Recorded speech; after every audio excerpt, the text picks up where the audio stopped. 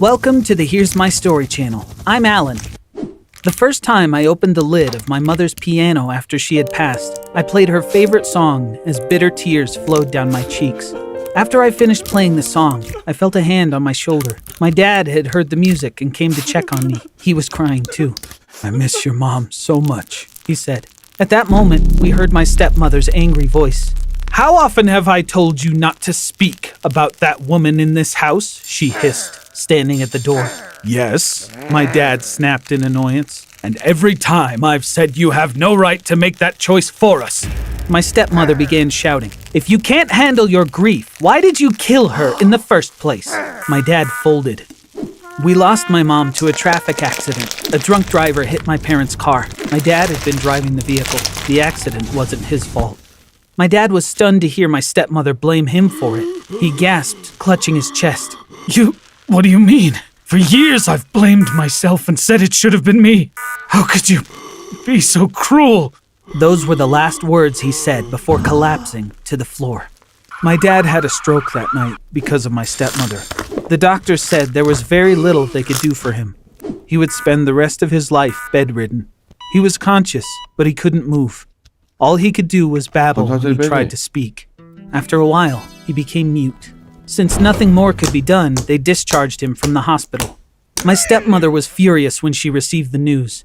"I'm too old to be a live-in nurse. You handle it. He's your father, after all." "What about school?" I protested.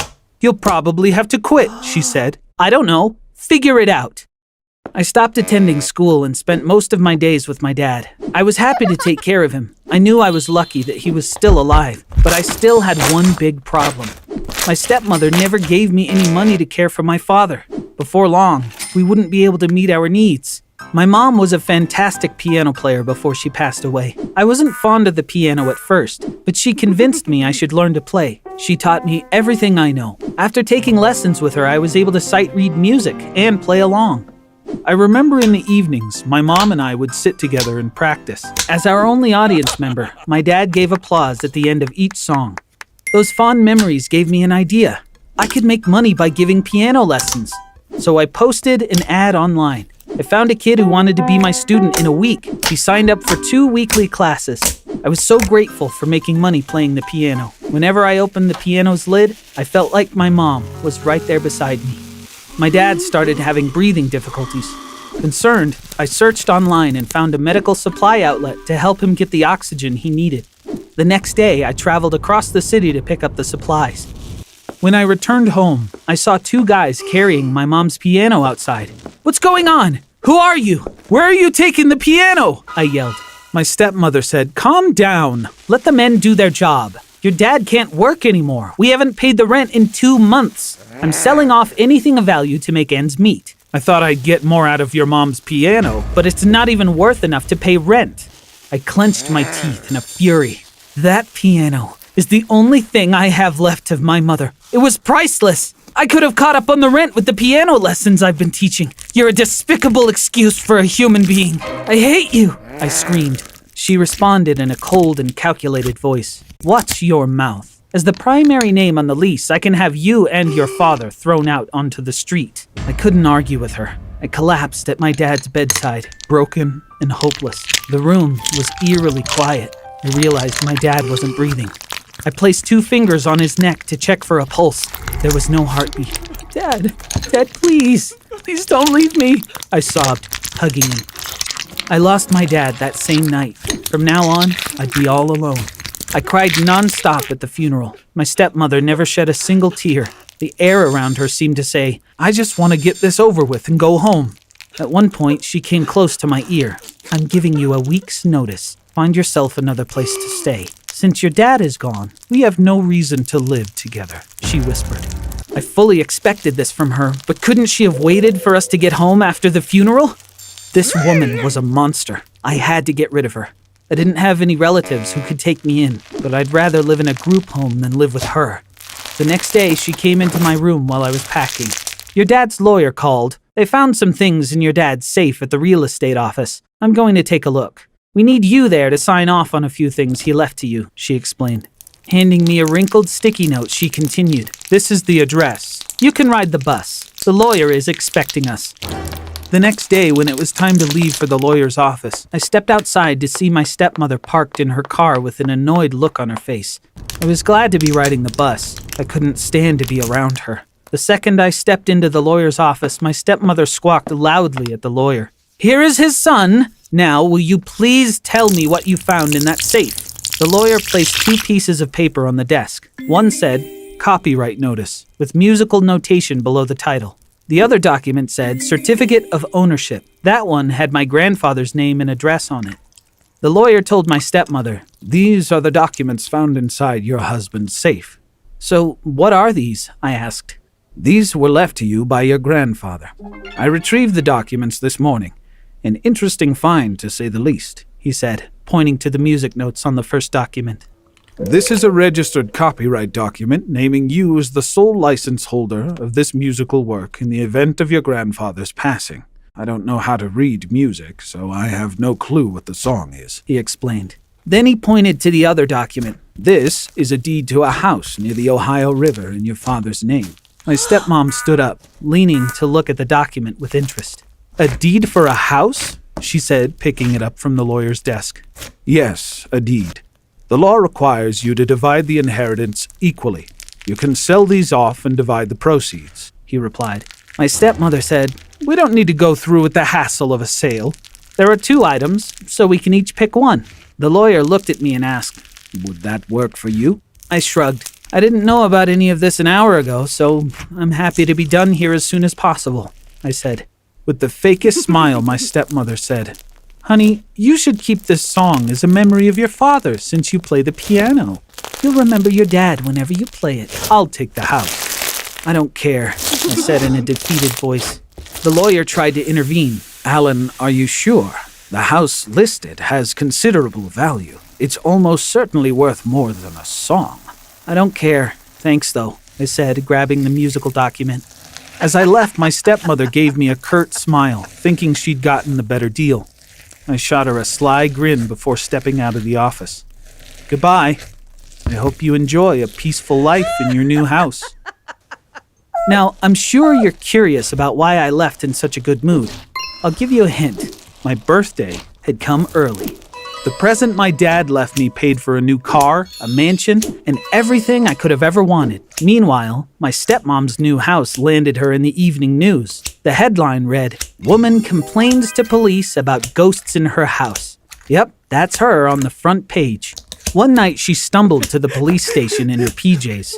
She'd been ranting all night at the police station saying, "Ghosts kicked me out of my house! Arrest them!" Of course, the officers didn't take her seriously. They thought she was insane.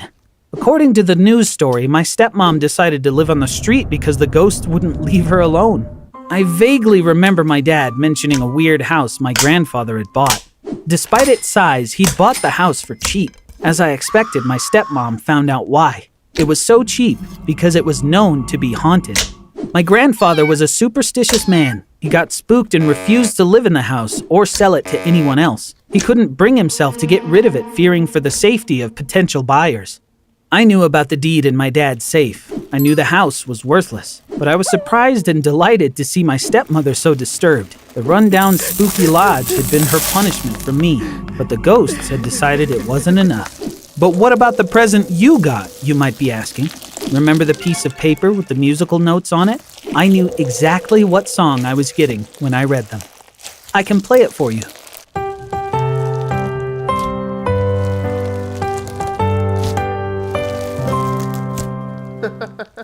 Yep, this is the Happy Birthday song, perhaps the world's most well-known melody. I have no clue how my grandfather had claimed ownership of such a famous song, or why my dad had never told me about it. Maybe Dad had never read the notes. Perhaps he only kept it as a small memento of his father. Whatever the case, I've been collecting royalties worldwide thanks to the birthday song.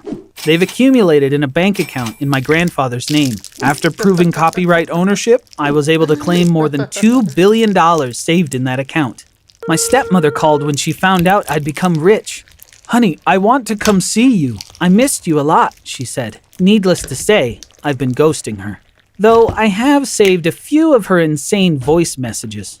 "You tricked me. I love music. I should have gotten that document with the notes. You will give me half of that money. Those messages never get old. The deal to divide the inheritance equally was her idea anyway. She'll just have to stay mad. On a sunny afternoon, I found myself on the sandy shore scanning for seashells. My best friend Susan stood beside me, her arms crossed. Sandra, seriously, collecting seashells? Why don't we do something more exciting? Like what, Susan? Let's open a channel on TikTok and post dance videos. We'd get tons of likes.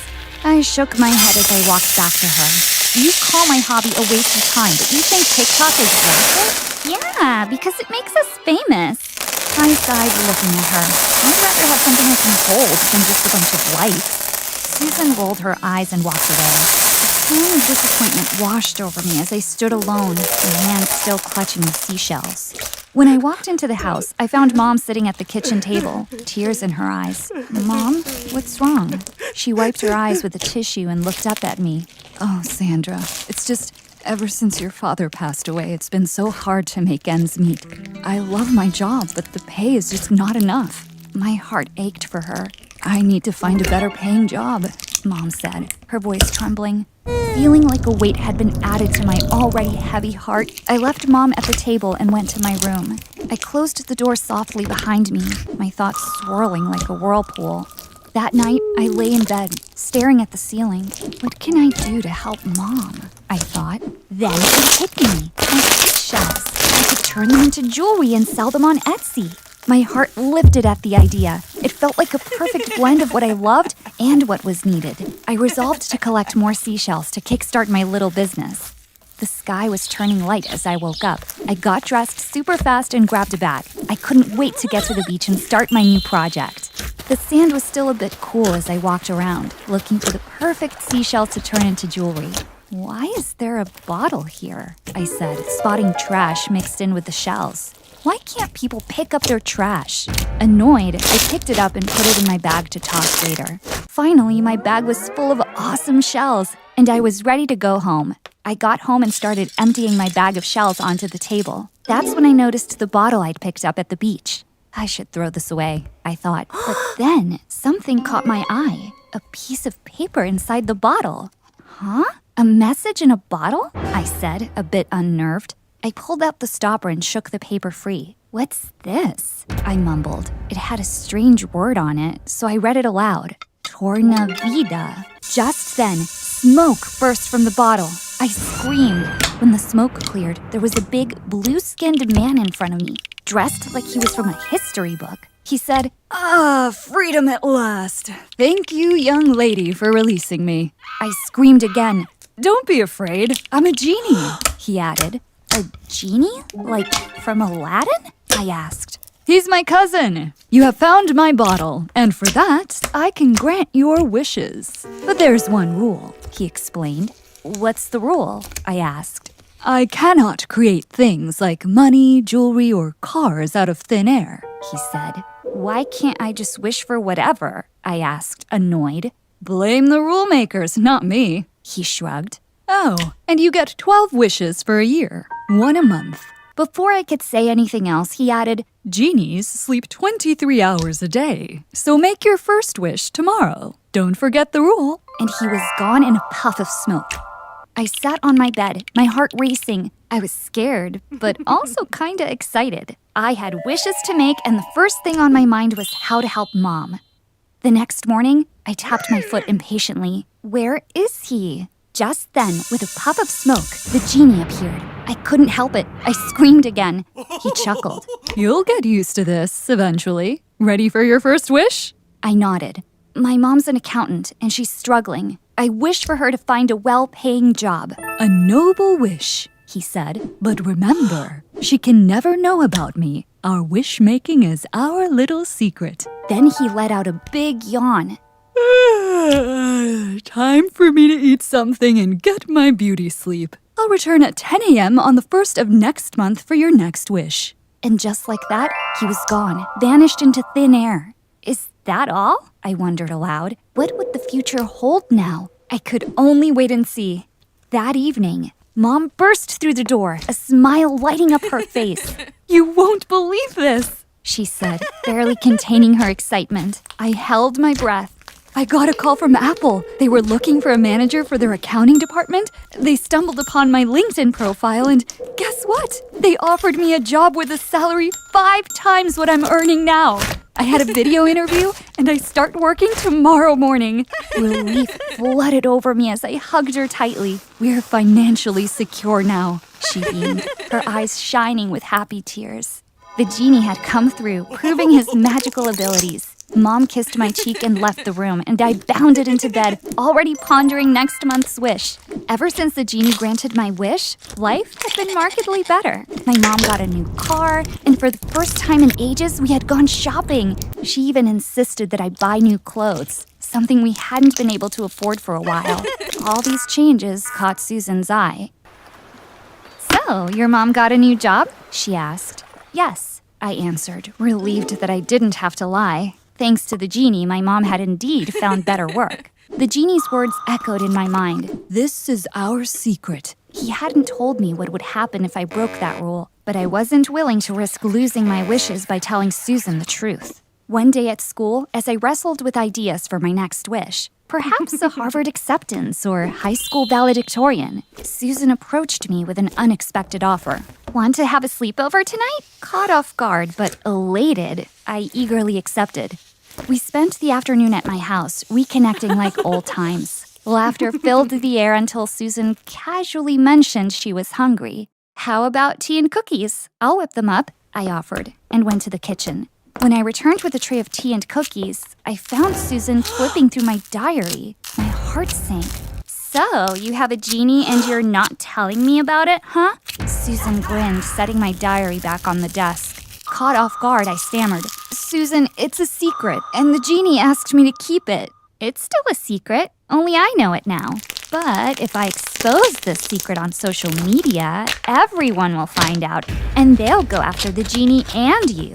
The government could get involved. Imagine what they could do with the genie. So, if you don't do what I ask, I'll make sure everyone knows," she said coldly. Backed into a corner, I asked, "What do you want from me then?" Susan's eyes glinted. "From now on, you will make a wish from the genie for the one and only me. Use your next wish to make me a famous TikToker." Looking at her face, I knew she was dead serious. I'd always chronicled everything in my diary, and Susan knew that too well. Now that she had learned my secret, I had little choice but to comply.